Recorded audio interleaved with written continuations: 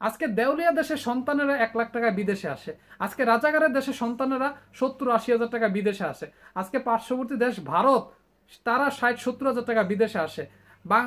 বাংলাদেশ থেকে একটা ছোট্ট দেশ নেপাল, সেই নেপাল থেকে তারা 70-80 হাজার 1 লাখ টাকায় এই মিডল ইস্টে আসে। অথচ আউলিয়া দেশের সন্তান আমরা, আমরা হরজত দেশের সন্তান বলেই এই হরজতের সন্তানেরা, এই আউলিয়া দেশের সন্তানেরা 5 লক্ষ টাকা খরচ করে মিডল ইস্টে আসতে হয়। আমরা কি ভারত, নেপাল, শ্রীলঙ্কা, পাকিস্তানকে রেমিটেন্স দিচ্ছি না? তাহলে আমরা তাদের রেমিটেন্স না দেওয়ার কারণেও যদি তারা আমাদেরকে টিকিটের দাম কমায় রাখতে পারে, তাহলে আমরা আমাদের মাতৃভূমি বাংলাদেশকে রেমিটেন্স দেওয়ার পরও প্রবাসীদের এই টিকিটে ইউএস বাংলার টিকিট কেন এত বেশি হবে? প্রবাসের মাটিতে 16-17 ঘন্টা কাজ করা একজন প্রবাসী তার মাসের বেতন ব্যাংকে পাঠাবে, না রকেটে পাঠাবে, না নিজের কাছে রাখবে, এটা তো একজন প্রবাসীর ব্যক্তিগত বিষয়। এইটা নিয়ে যারা বাজে মন্তব্য করতেছেন তাদের মানসিক অসুস্থতা আছে, এটা আমরা বুঝতে পারতেছি। প্রবাসী রেমিডেন্স ছাড়া যদি বাংলাদেশের উন্নয়নের চাকা ঘুরতে থাকে, তাহলে এই রেমিডেন্সের জন্য বাংলাদেশের ব্যাংকগুলোকে রাত 8টা পর্যন্ত খোলা রেখে ব্যাংকের সেই কর্মচারীদেরকে কষ্ট দেওয়ার তো কোনো যুক্তিকতা আমি আছে বলে মনে করি না।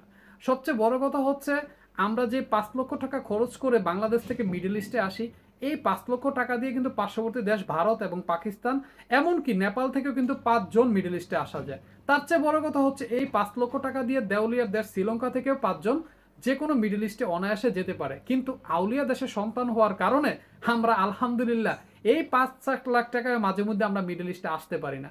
আমাদেরকে কখনো কখনো 6-7 লাখ টাকা দিয়ে এই কাতার, দুবাই, ওমান, বাহরান যাইতে হয়। আমরা আউলিয়া দেশের সন্তান। আচ্ছা, আপনারা যারা আমাদেরকে রেমিডেন্স নেওয়ার জন্য এত প্রেশার প্রয়োগ করতেছেন, হ্যাঁ, আপনারা কি আমরা প্রবাসে আসার সময় আমাদের মেডিকেল ফি, ফিঙ্গার ফি, 3 দিনের ট্রেনিং ফি, এমন কি বাংলাদেশের টিকিট পর্যন্ত ফ্রি দিছিলেন? দেন নাই। তাহলে কোন আশায় আমাদের থেকে রেমিডেন্সের জন্য এত চাপ সৃষ্টি করতেছেন? আচ্ছা, যেখানে অন্যান্য দেশের এয়ারলাইন্সগুলো বিদেশ থেকে কিংবা বাংলাদেশ থেকে টিকিটের মান ধরেন 70 হাজার টাকা আপ ডাউন একটা টিকিট, বাংলাদেশ ইউএস বাংলার সেই টিকিটের দাম 1.5 লক্ষ টাকা বা 1,20,000 টাকা, বা তার চাইতে অনেক সময় দেখা যায় যে ভারতের বা নেপালের বা শ্রীলঙ্কার যে এয়ারলাইন্সগুলো আছে, সেই এয়ারলাইন্স থেকে বাংলাদেশের এয়ারলাইন্সগুলোর 20-25 হাজার টাকা বেশি। তাহলে কেন বেশি নিচ্ছেন? আমরা কি রেমিটেন্স দিচ্ছি না? আপনারা যে আমাদের থেকে রেমিটেন্স চান, আপনারা কি জানেন বাংলাদেশ ইউএস বাংলা আমাদের দেশের বিমান বলে দিছে প্রবাসীর কোনো মৃতদেহ এই বিমান বহন করবে না।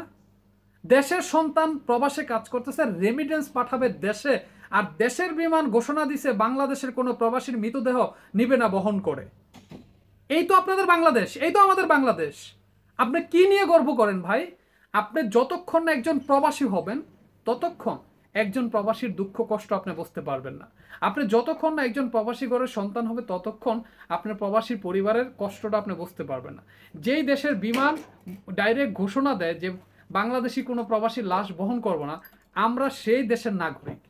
আমরা যে দেশ থেকে 5 লক্ষ টাকায় বিদেশে আসি, একই টাকায় ভারত, নেপাল, রাজাকারের দেশ পাকিস্তান, দেউলিয়ার দেশ শ্রীলঙ্কা থেকে 4-5 জন করে বিদেশে আসে, আমরা আসি মাত্র 1 জন, তাও আসা খুব কষ্টকর। আমরা পাসপোর্ট অফিসে গেলে হয়রানি হই, আমরা 3 দিন ট্রেনিং সেন্টারে গেলে হয়রানি হই, আমরা ফিঙ্গার দিতে গেলে হয়রানি হই, আমরা মেডিকেল করতে গেলে হয়রানি হই, আমরা বিদেশে আসার সময় ইন্টারভিউর সময় আমরা হয়রানি হই। আমাদের হয়রানি হয় না কোথায় সেটা বলেন? বাংলাদেশ এয়ারপোর্ট নাই কোনো ওয়েটিং রুম, আত্মীয় স্বজন যদি কাউকে রিসিভ করতে আসে, বাইরে মুসাফিরের মতন দাঁড়ায় থাকতে হয়। অনেক সময় তাই ইউরোপ আমেরিকার মানুষ যখন যায়, তখন মনে করে এই যে মানুষগুলো দাঁড়ায় আছে তারা মনে সবাই ভিক্ষুক, কারণ এই যে এয়ারপোর্টের গ্রিল ধরে দাঁড়ায় থাকে ভিক্ষুকের মতন। তা আমার পরিবার আমাকে রিসিভ করতে আইসা যদি ভিক্ষুকের মতন দাঁড়ায় থাকতে হয়, তাহলে এটা কেমন উন্নয়নের এয়ারপোর্ট হলো, কেমন ডিজিটাল? আপনি যে রেমিটেন্স চাচ্ছেন আমাদের থেকে, আমাদেরকে সেবা দেন। আমাদেরকে যখন এয়ারপোর্টে নামার পরে লেবার কামলা বইলা গালি দেওয়া হয়, আপনাদের তখন নীতিকতা কোথায় থাকে? যখন আমাদের ব্যাগ থেকে মোবাইল হারিয়ে যায়, গোল্ড হারিয়ে যায়, আমাদের বাচ্চাদের জন্য, আমাদের বাড়ির জন্য যখন জিনিসপত্র নিয়ে গিয়ে আমরা সেই লাকেজটা খুঁজে পাই না, বা কাটা পাই, ছিঁড়া পাই, তখন আপনাদের নীতিকথা কোথায় থাকে? কোথায় থাকে? একটা প্রবাসী যখন ফ্লাইট মিস করে, সেই এয়ারপোর্টে থাকার মতন কোনো ব্যবস্থা নেই। বাইরের দেশে যান, বাইরের দেশে যায় দেখবেন যে এয়ারপোর্টের বাইরে ওয়েটিং রুম আছে, সিট আছে, আপনি সারা রাত্র বয়ে থাকলেও এমনকি ফ্রি ইন্টারনেট দেয়, কোনো সমস্যা নেই। কিন্তু বাংলাদেশে দেখেন, যদি ঘুমায় যায় কোনো মানুষ, যদি ভুল কর্মে কাউকে আনতে যায় ঘুমায় যায়, যদি হাত পায়ের মধ্যে নার্ভ সিস্টেম থাকতো না, তাহলে নার্ভ সিস্টেম খুললা হাত পা নিয়ে যাইতো গা। এই এয়ারপোর্টে যায় কত মানুষ সারাদিন কষ্ট করে। তাহলে আমাদের যে রেমিটেন্স দিচ্ছি কেন দিচ্ছি, কি কারণে দিচ্ছি? আমাদের রেমিটেন্স ছাড়াই যদি দেশের চাকা এত সচল হয়, তাহলে আমাদের রেমিটেন্সের জন্য আপনারা রাত 8টা পর্যন্ত ব্যাংক খোলা রাখেন কেন? বন্ধ করে দেন। কষ্ট করে তো ব্যাংকের কর্মচারী বেচারা গোয়া এই রাত 8টা পর্যন্ত ব্যাংকে বয় রাখার কোনো মানি হয় না, কারণ রেমিটেন্স ছাড়া যদি দেশের উন্নয়ন হয়, তাকে বউ বাচ্চা আছে।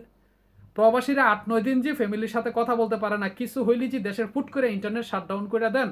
এই যে প্রবাসী 1,50,00,000 প্রবাসী আছে, কারো মা অসুস্থ, কারো বাবা অসুস্থ, কারো স্ত্রী সন্তান অসুস্থ থাকে, কথা বলতে পারে না, একজন মারা যায় মানুষ। এই যে দেখছেন আপনারা সৌদি আরবের এক প্রবাসী, কুয়েত প্রবাসী, দুবাই প্রবাসী, দুইজন ব্যক্তির মা মারা গেছে, একজন ব্যক্তির বাবা মারা গেছে, তারা 2 দিন পরে জানছে তাদের বাবা মা মারা গেছে।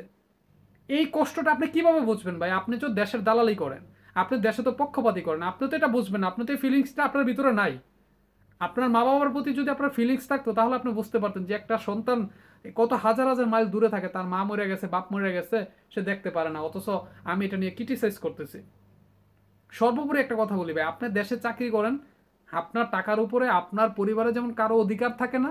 আপনার টাকা আপনি চাইলে আপনার বাপ মার জন্য খরচ করবেন, বউর জন্য, সন্তানের জন্য খরচ করবেন, না চাইলে আপনি না করবেন, কেউ আপনাকে কিন্তু ধরাছোঁয়া করতে পারবো না। ঠিক তেমনি করে প্রবাসীরা কিন্তু একই নিয়ম। আমি কাজ করি, আমার টাকা আমি যা খুশি তা করতে পারি, এটার অগ্রাধিকার শুধু একমাত্র আমার, আপনার না। আমি আপনার কাছে দায়বদ্ধ না।